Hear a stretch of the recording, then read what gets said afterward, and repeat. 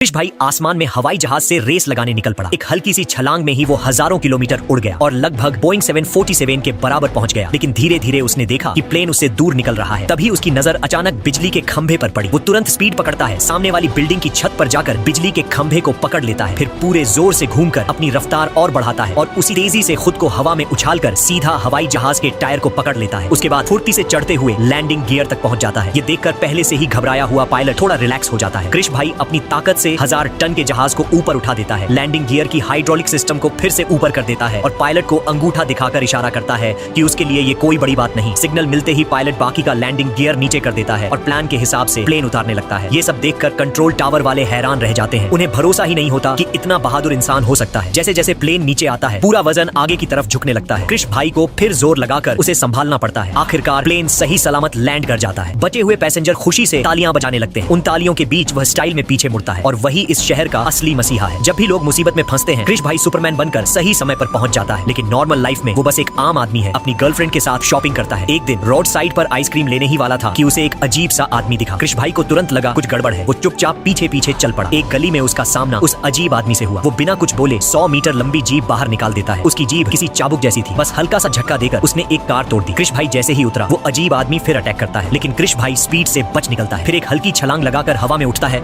और सीधे उस आदमी को उड़ाकर फेंक देता है। लेकिन वो अजीब आदमी हवा में ही बैलेंस बना लेता है और दीवार से चिपक जाता है। वहाँ से एक बड़ा होर्डिंग खींचकर कृष भाई पर फेंकता है, लेकिन वह उसे एक हाथ से पकड़ लेता है। फिर उसी होर्डिंग को वापस फेंकता है, जिससे वो आदमी लगभग गिर ही जाता है। कमजोरी देखकर वो तुरंत उस होर्डिंग का सहारा लेकर झटके से भाग निकलता है। जब तक कृष भाई छत पर पहुंचता है, वो आदमी गायब हो चुका होता है। लेकिन कृष भाई को यह अंदाजा नहीं था कि अब उससे भी बड़ा खतरा आने वाला है। एक बहुत बड़ी मुसीबत आने ही वाली है।